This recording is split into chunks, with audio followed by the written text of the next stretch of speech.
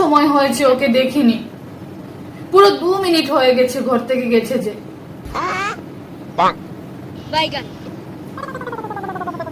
যাই একটা ফোন করে নি, দেখি কি করছে।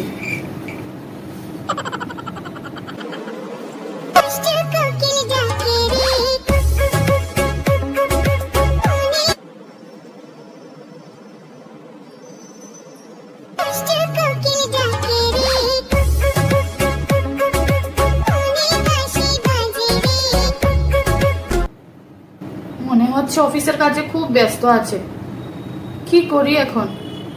যাই একটা ভয়েস মেসেজ পাঠিয়ে দিই। আমার বাবুসোনাটা কি করছে?